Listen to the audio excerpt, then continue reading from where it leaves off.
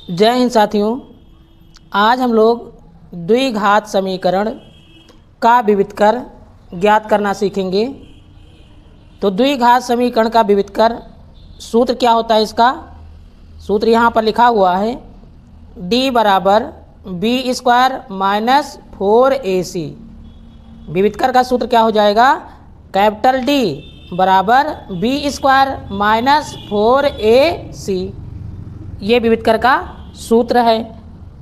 अब यहाँ पर विविधकर में मूलों की प्रकृति ज्ञात करना होता है। सवाल में कभी कहेगा कि मूलों की प्रकृति ज्ञात कीजिए, मूलों की प्रकृति के बारे में पूछेगा। और इसी सवाल में k का मान या p का मान, m का मान, c का मान, कोई मान ज्ञात करने के लिए कह दिया जाएगा। तो आज हम इन सभी बातों पर चर्चा करेंगे।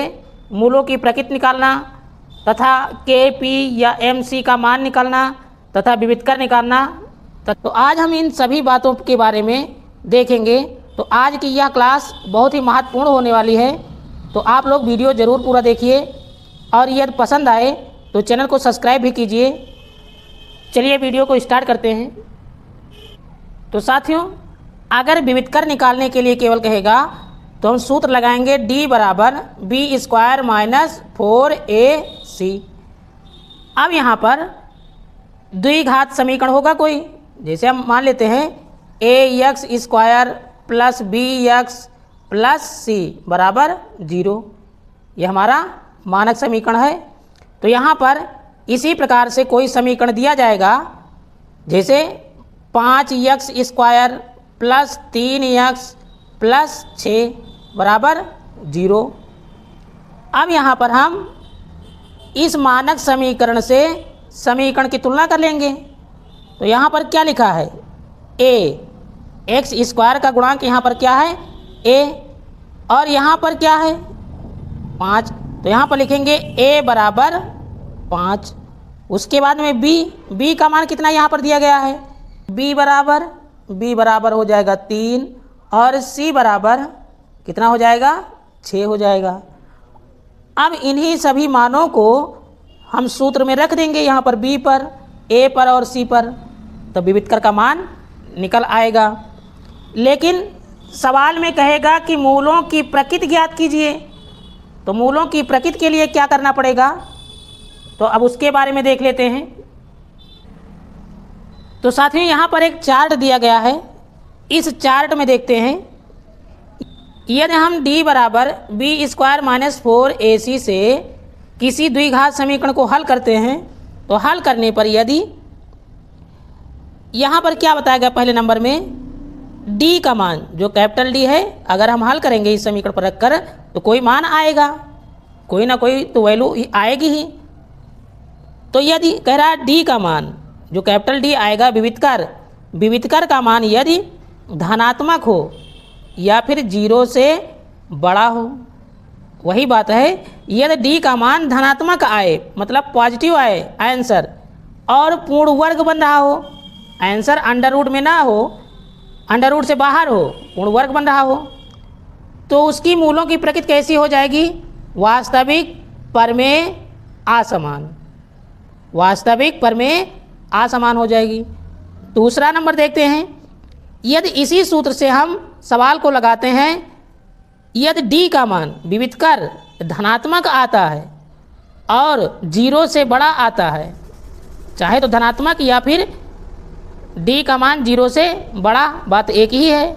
लेकिन यहाँ पर बताया गया पूर्ण वर्ग में नहीं है। यदि पूर्ण वर्ग में नहीं है तो मूलों की प्रकृति कैसी होगी? वास्तविक, अपरमेय, असमान। यहाँ पर पूर्ण वर्ग बन रहा है तो परमेय हो जाएगा, और यहाँ पर पूर्ण वर्ग नहीं बन रहा है तो अपरमेय हो जाएगा। और पूरी कंडीशन दोनों एक ही जैसी होंगी, लेकिन यहाँ पर परमेय और यहाँ पर अपरमेय आपको ध्यान रखना है। अब तीसरा पॉइंट लिखा है, यदि d का मान, जब इसको हल करेंगे तो d का मान यदि ऋणात्मक आएगा, माइनस में आंसर आ रहा है, तो मूलों की प्रकृति कैसी हो जाएगी? अधिकल्पित या काल्पनिक। क्या हो जाएगा? अधिकल्पित या काल्पनिक। और d का मान यदि 0 आ रहा है, आंसर अगर 0 आ रहा है, तो मूलों की प्रकृति वास्तविक समान हो जाएगी। शून्य आने पर मूलों की प्रकृति वास्तविक तथा समान होगी। तो ये चार्ट बहुत इंपॉर्टेंट है साथियों, आप लोग इसको नोट जरूर कर लीजिए। अब चलते हैं सवाल की ओर। साथियों यहाँ पर एक क्वेश्चन दिया गया है 3x² + 4x - 5 बराबर 0। इसका विविधकर ज्ञात करना है।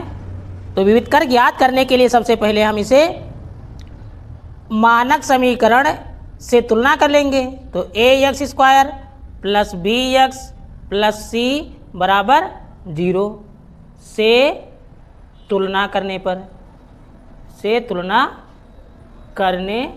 पर अब जब तुलना करेंगे यहाँ पर तो a, यहाँ पर क्या लिखा है a, तो a का मान कितना आ जाएगा, a बराबर 3 और b, तो b का मान कितना दिया गया है 4, तो b बराबर 4, तो c बराबर -5 हो जाएगा। चिन्ह के साथ में आपको लिखना है। तो यहाँ पर प्लस है तो प्लस लिखा जाए या ना लिखा जाए, प्लस मान लिया जाता है, लेकिन यदि माइनस लिखा है तो माइनस के साथ में आपको संख्या को लिखना पड़ेगा। तो आप विविधकर का सूत्र देख लेते हैं। तो विविधकर का सूत्र क्या होता है, d बराबर b² - 4ac। अब यहाँ पर b का मान कितना दिया गया है 4, तो b के स्थान पर लिखेंगे 4 और स्क्वायर लगाएंगे क्योंकि यहाँ स्क्वायर लगा है, -4 गुणे, ये हमने 4 लिख दिया, और a, तो a का मान कितना आया है 3, तो यहाँ पर 3 लिखेंगे। उसके बाद में c का मान कितना है -5 है।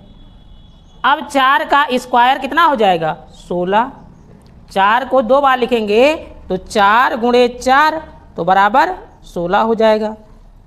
तो यहाँ पर अब इसका गुणा कर लेंगे तो 5 3 15, 15 चौको 60, कितना आ जाएगा 60, लेकिन यहाँ माइनस है यहाँ माइनस है तो माइनस माइनस प्लस हो जाएगा।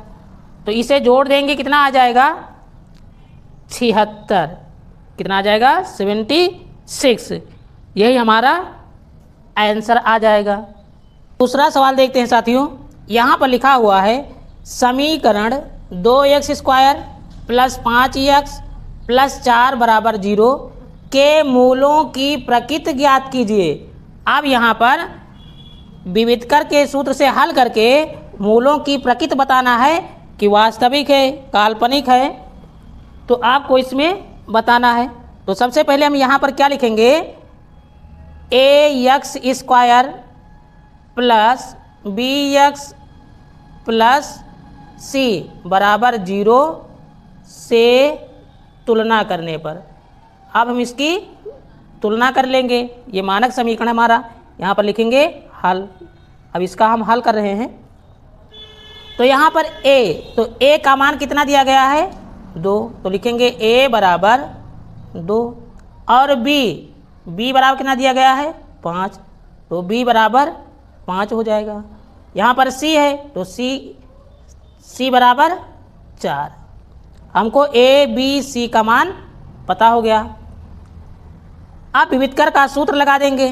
तो सूत्र क्या होता है, d बराबर b² - 4ac।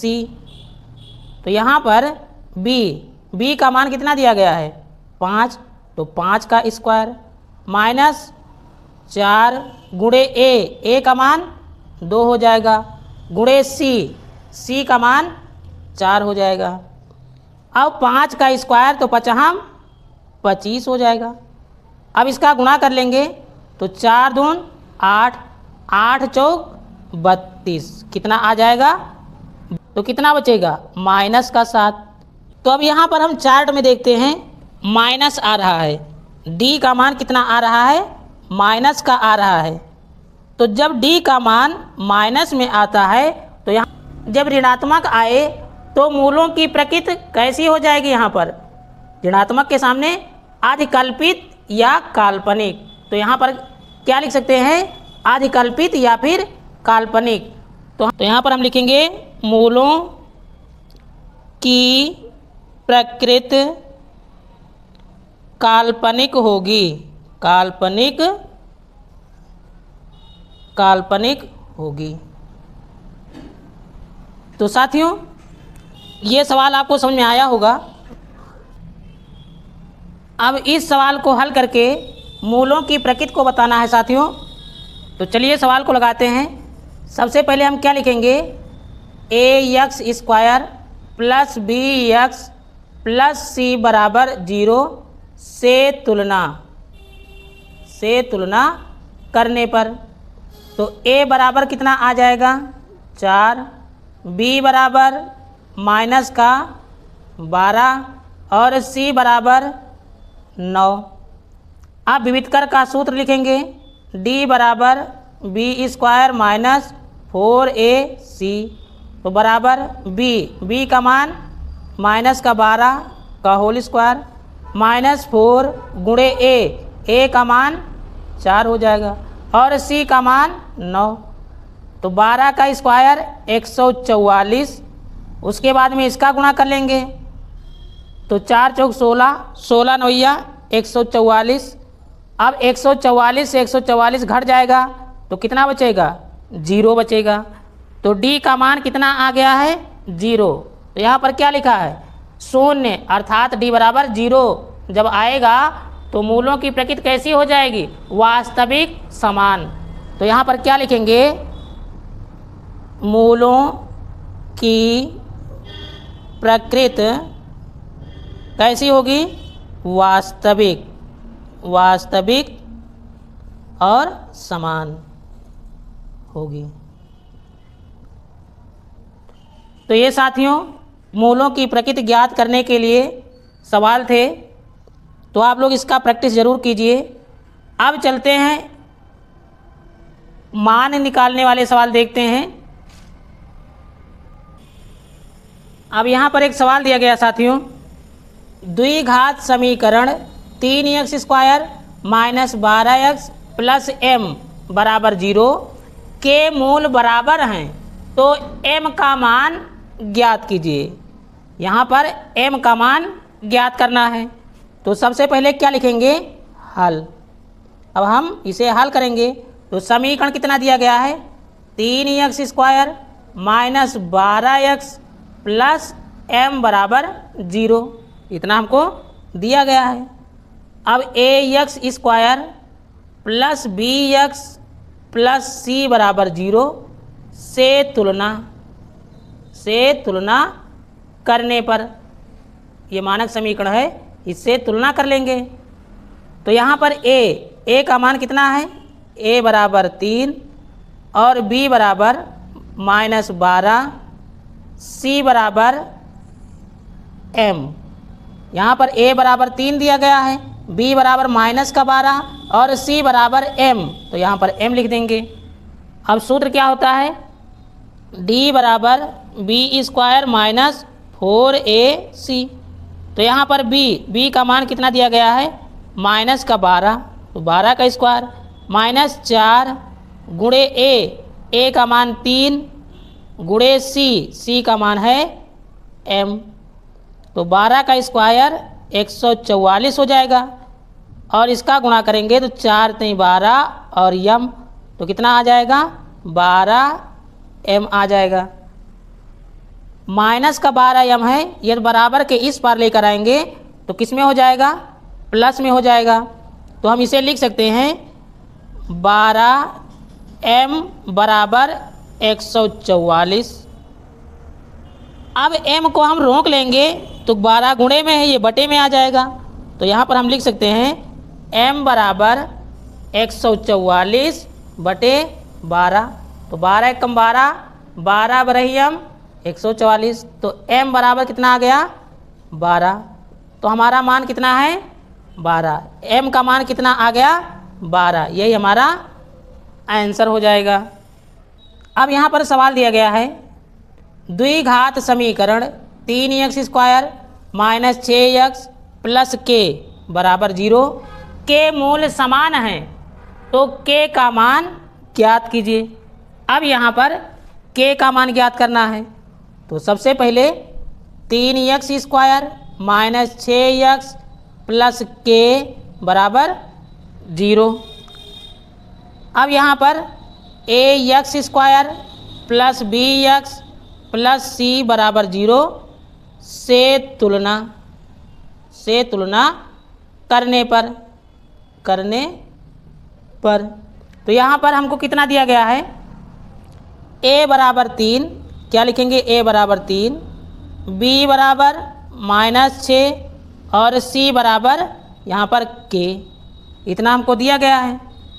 सूत्र क्या हो जाएगा, d बराबर b स्क्वायर -4ac बराबर, तो b का मान कितना है, -6 है, इसका स्क्वायर करेंगे क्योंकि स्क्वायर लगा है। 4 गुणे a का मान है 3 गुणे c का मान है k, तो 36 4 3 12 k।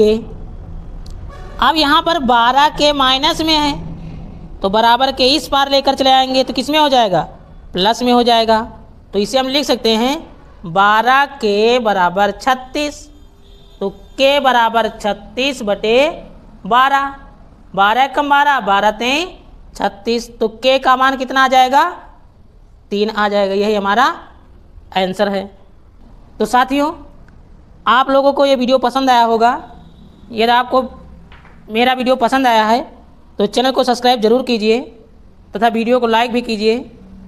पूरा वीडियो देखने के लिए आपका बहुत बहुत धन्यवाद।